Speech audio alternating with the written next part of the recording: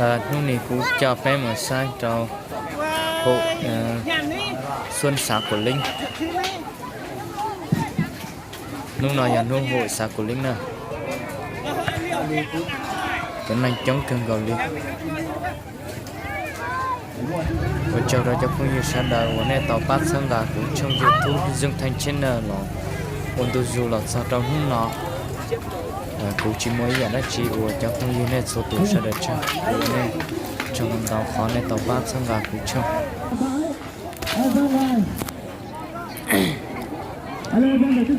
của trong nên dòng xe tầng chi bây giờ phương như sẽ đợi nhớ tàu lúc dòng xe option này rộng rồi sẽ là sai nói đi phá cho chơi rồi đợi cho mày giàu là dễ cần rồi lên này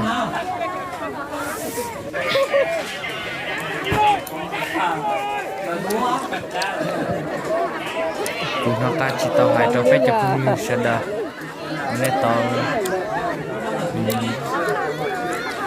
sai của trong YouTube hết sang là tới giờ này cũng mong thì cả của họ chỉ có clip dùng công phu tàu cái sự sai vì của cái chỉnh sửa cái chỉ tao là của chỉ tao mua xe hợp của thế và nó chỉ chẳng ấy và thì cái xe thì nó tàu sao sao cho lúc đi tổng đen này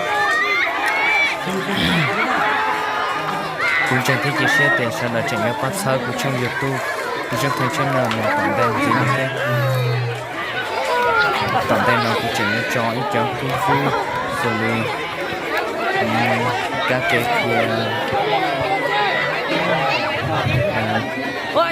giả thái tàu theo thực chiến thực tế đã về tương lai sẽ được vào sai thì chỉ có lòng là cũng sửa một tàu lên rồi có cả sẽ được sai nhiều nên chỉ có cha lòng tôi chỉ chỉ có là ta sai xong là từ trong như thế vừa trong phải sẽ này nhân đầu nếu sản phẩm với sản chia sẻ mình thì chỉ nó không như sản hiệu là số giảm thì là vì sản đời không bạch chân tự nhiên là có gì người ta áp xuống được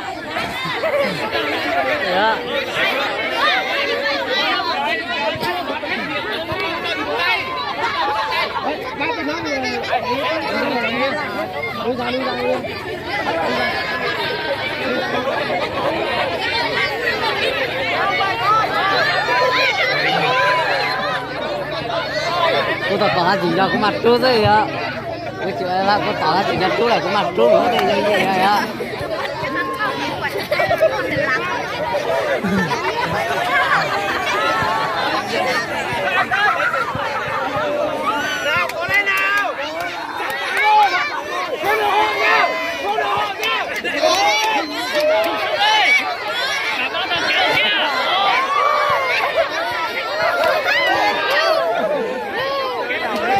đổ sao vàng ơi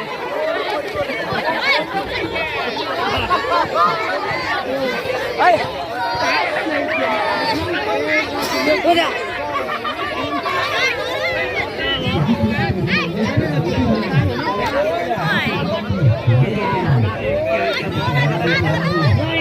anh ơi mạnh lên em bảo lên mạnh lên rồi Khả năng của ta kéo đầu sức lên nhanh nhất của đại thắng cố lên sắp thắng rồi cố lên sắp thắng rồi đâu kéo lên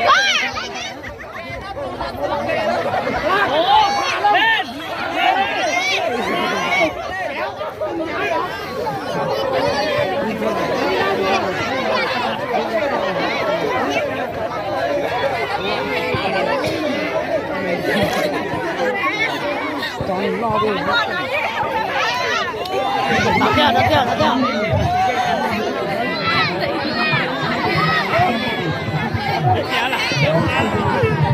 rồi sắp thắng rồi cố lên sắp thắng rồi khóa vào rồi làm qua để nó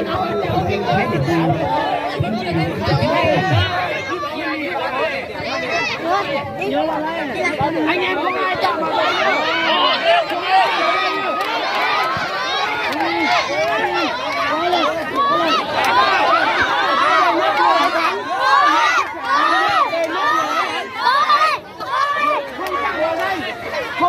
vào đây. Ok, không chạm vào đây.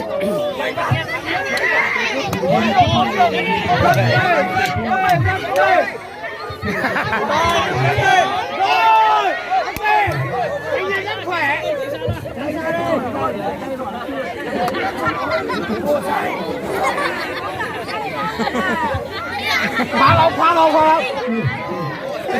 Đó đó. Đi là hỏi với cháu ở đâu khó là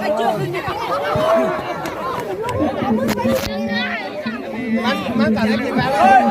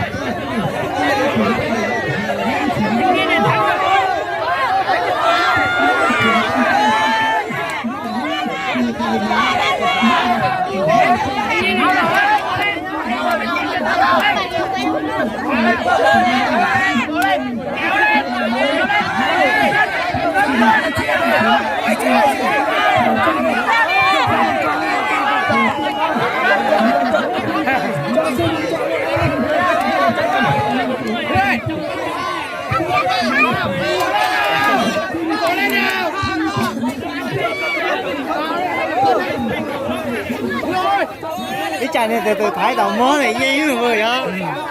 Từ cho khai nữa nè.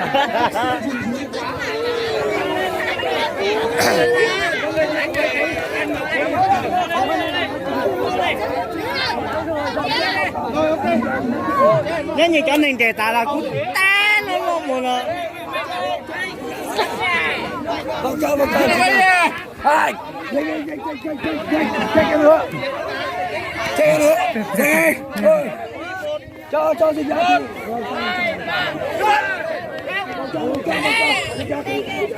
Chú thiệt không?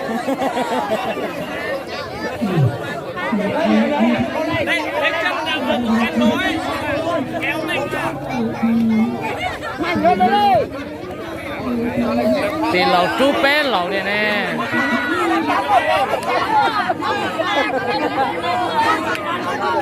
Anh em không sợ rồi, xong lên cái mặt rồi. Khóa vào. Rồi. Ở đây nào. Kéo. Rồi, đúng rồi.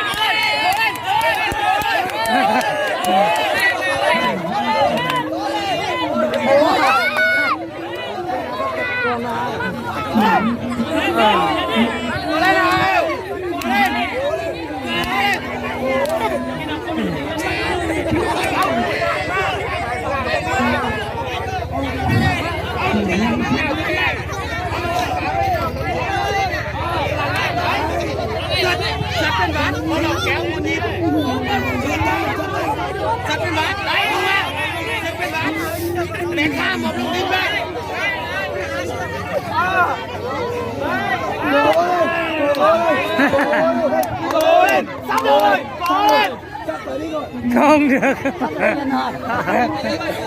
Không được luôn. Câu này hơi bị cao á.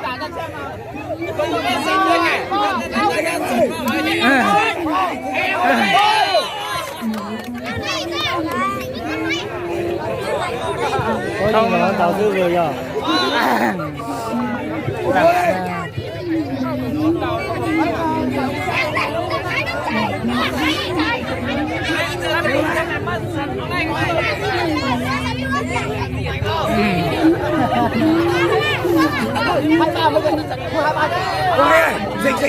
Dịch vào tí rồi đi.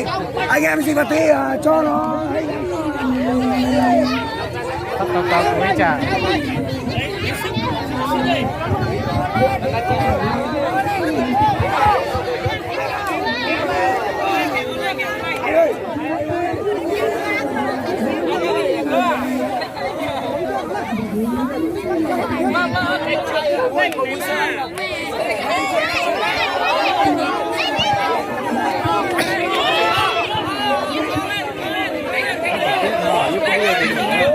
Chỉ nó khó quá này.